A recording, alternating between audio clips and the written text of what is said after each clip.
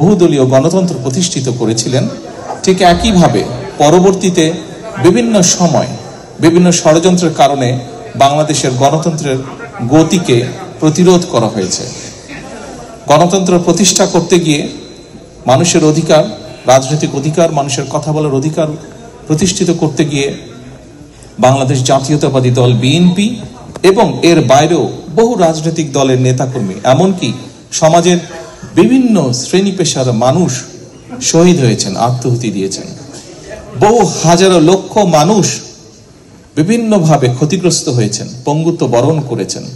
বিশেষ করে বেশি দিন আগের ঘটনা, 1 বছরও হয়নি, বেশি দিন আগের ঘটনা নয়।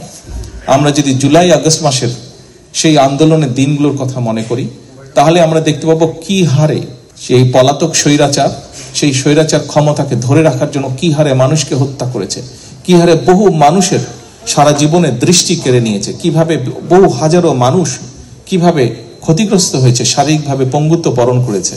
জাতিসংঘের হিসাব মোতাবেক 66 জন শিশুকে হত্যা করেছিল তারা। প্রিয় উপস্থিতিবৃন্দ, উপস্থিত সম্মানিত ওলামা মাশায়েখ বৃন্দ, একটু পরে আমরা দোয়ার জন্য আল্লাহর দরবারে হাত তুলব। আমি আপনাদের কাছে আজকে সকলকে অনুরোধ করব, শহীদ রাষ্ট্রপতি জিয়াউর রহমানের শাহাদাত বার্ষিকী উপলক্ষে আমরা যেমন তার জন্য দোয়া চাইব, আমরা বাংলাদেশের গণতন্ত্রকে প্রতিষ্ঠিত করার জন্য, এই দেশকে স্বাধীন করার জন্য যেখানে যত মানুষ আত্মহত্যা দিয়েছেন জীবন, যেখানে যত মানুষ বিভিন্নভাবে ক্ষতিগ্রস্ত হয়েছেন, প্রত্যেকের জন্য আমরা আল্লাহর দরবারে দোয়া চাইব। এখানে আমরা বহু মানুষ উপস্থিত আছি যাদের আপনজন, বিভিন্ন জন আপনজনকে আমরা হারিয়েছি, বিভিন্ন জন হারিয়েছে আপনজনকে, যারা এই মুহূর্তে আমাদের সাথে নেই, এই দুনিয়াতে নেই। আমরা সেই মানুষগুলোর জন্য আমরা আল্লাহর দরবারে দোয়া চাইব। প্রিয় উপস্থিতিবৃন্দ, সম্মানিত অতিথিবৃন্দ, আমরা আরেকটি বিষয়ে আল্লাহর কাছে দোয়া চাইব, আল্লাহর রহমত চাইব আজকের এই দিনে। যে মানুষগুলো গণতন্ত্রকে, মানুষের অধিকারকে প্রতিষ্ঠিত করার জন্য তাদের জীবনকে আত্মাহুতি দিয়েছেন, আমরা যাতে তাদের সেই আকাঙ্ক্ষাকে পূরণ করতে পারি। আমরা যারা বেঁচে আছি, আমরা আগামী দিনে যাতে বাংলাদেশের মানুষের প্রত্যাশিত যে বাংলাদেশ, সেই বাংলাদেশকে যাতে আমরা গড়ে তুলতে পারি।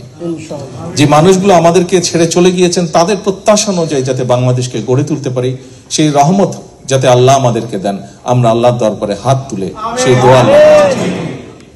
আবারও আমি সকলকে এখানে উপস্থিত হওয়ার জন্য, শহীদ রাষ্ট্রপতি জিয়াউর রহমানকে তার সন্তান হিসেবে আজকে এখানে উপস্থিত হয়ে তার সন্তান হিসেবে আপনাদের সকলকে ধন্যবাদ জানাতে চাই, তার জন্য দোয়া করার জন্য। একই সাথে সকলে যাদের দোয়া প্রাপ্য, প্রত্যেকের জন্য দোয়া করার জন্য আপনারা এখানে একত্রিত হয়েছেন, কষ্ট করে এসেছেন, তার জন্য আপনাদের সকলকে আবারও ধন্যবাদ জানিয়ে আমার বক্তব্য শেষ করি।